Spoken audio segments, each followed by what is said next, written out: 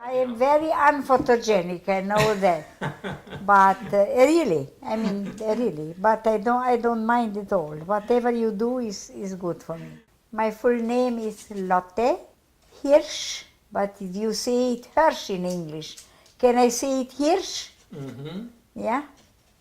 Well, I am not American. I was born in Europe, in former Austria. The name of the city is Chernivtsi, German, Chernivtsi in Romanian, and Chernivtsi in Russian. Now it is Ukrainian. I was a latecomer. My parents already had a daughter of 16 years. And then I made my appearance.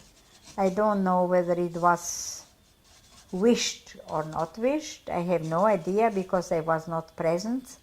But finally here it was. My native tongue is German. Then came Romanian. My father always used to say, when did I become Romanian? Couldn't understand that. Then we became Russian. It was, when you are young, the world is very beautiful. So I loved all the languages which I came about. My great support was my sister, with whom I spent more time than with my mother. She was a teacher, university level, and with a doctorate in philosophy.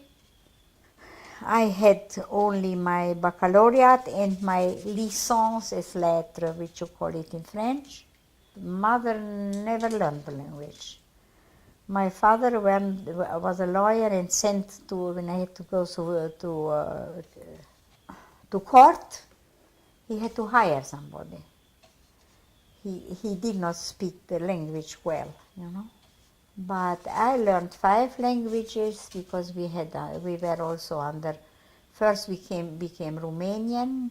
French I learned because my sister was a French teacher, and I loved the language very much. And learned it and studied it and speak it and adore it.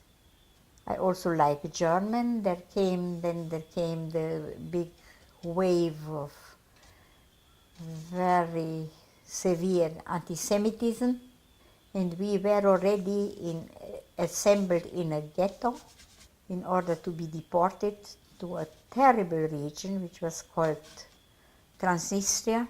And the first year of deportation, everybody passed away. And we were saved by a mayor whom we had, who was very friendly with Jews, and he did not want us to be killed. My favorite subject was psychology, and I still love to read a lot about it. It is something which brings you very much in contact with people, and I think that people are the most important and interesting thing which we have in the world. Here I see these beautiful trees and I cannot talk to them, but I can talk to you. Otherwise was my mourning for not being mourning with OU, that I could not be a medical doctor. I wanted to be a children's doctor. And being Jewish, I was not accepted to the university. So I stayed with literature. I love reading, mainly literature. I am not very good with technique. I lost my parents, I lost my sister who was 16 years older than I am. At present time I am 90 years old and still feeling that my brain is working. I probably did forget a lot of things, but I cannot judge it now, and I do not want to be too bad with myself. To pardon? strict with myself. And I love company, I love talking, I love writing, and I love reading, and I love people. Well, only for 2 weeks I lived in a ghetto. They established a ghetto and put all the Jews there. It continued, the antisemitism did not die out at all, but they let us out of the ghetto, because from the ghetto we went to a deportation camp which was freezing and no food. So people passed away, naturally. They died from hunger and cold. But I escaped from that because it was a mayor who was Romanian. His name was Traian Popovici, and he was a special person. He did not want people to starve. What he did, I don't know, because it was extremely hard. But somehow he persuaded them that they should stop. And that lasted 1 year. After a year, they started again. But it didn't get us anymore, because in the meantime we were escaping. We went to Vienna first, and then we came to America.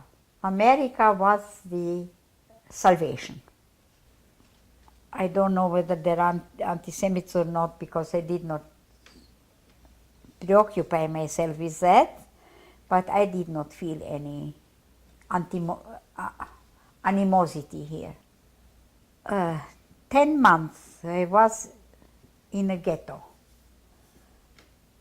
locked up with my parents, with my sister.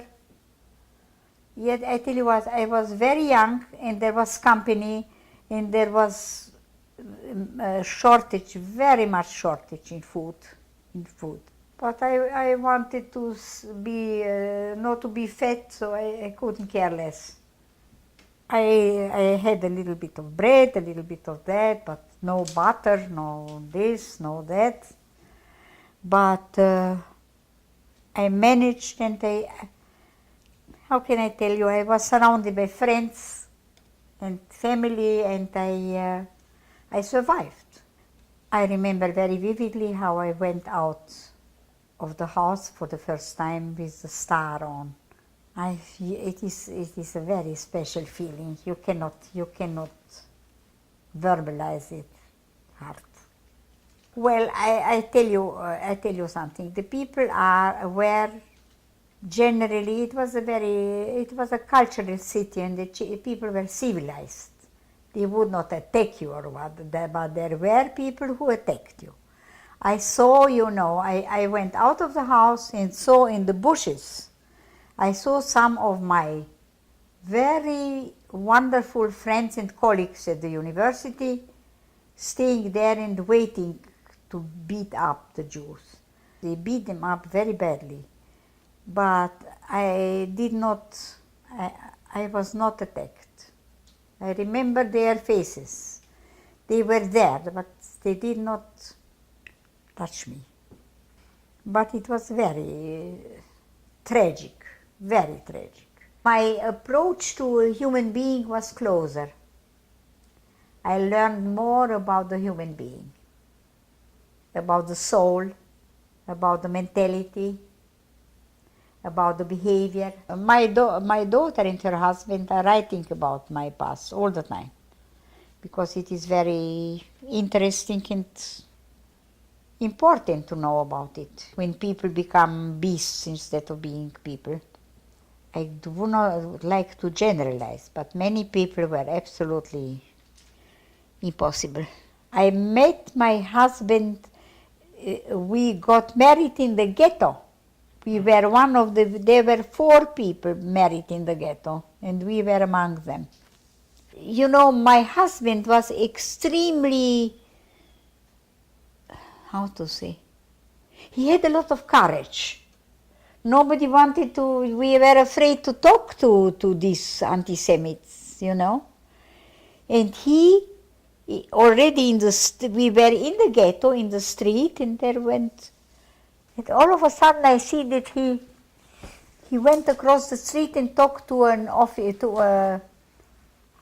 Romanian officer, he was in the army, and he said, he approached him, nobody would have done that, you know, because they were so anti-Semitic. But he was very nice, and said to my husband only 3 words. Stai pe loc, that means stay in the place, don't move. That we should not move any place, we should stay here. And really, there came, he probably knew that there is coming somebody who would save us, you know. He knew it, we didn't know it. We thought that we are finished, you know, we go to be killed. But we married before we left. In the ghetto, we were in the ghetto before we left. And we went to, first we went to a rabbi, and it was already afternoon. And he said, it is too late, it is, the night is coming, I cannot get you married, you know. There was a prime minister. He was not a rabbi, and he was not a priest. I had to go out, and we went. That is interesting. That we did not. How did we get out? They gave us an escort. Once they were supposed to give us 2 soldiers, but they looked at us and they say 1 soldier is enough to watch over us. They had to watch over us because we were Jews. So, and he was awfully nice. And they say, stay here, stay here. But then he said to go to the main office of the city hall. To the city hall? City hall. And they were awfully nice to us. They gave us a whole speech for us, you know, how sad it is, and very nice, very nice. And nobody was there. We were there, and the officer, and my sister and her husband, nobody else. They allowed my sister and her husband to come, to be the witness. And then we went to the ghetto, back to the ghetto. And my mother, there were 60 people at my uncle's house in one apartment. And nobody knew. My mother said, nobody told me anything because we did not tell them that we go to be married. Nobody would have talked to them because we were afraid. We were Jewish, you know. Let me show you the painting, okay? Well, I am very curious. Well, I look a little like a monster, but it doesn't matter. Interesting. Very, very interesting, but I am very serious. You opened my inner self.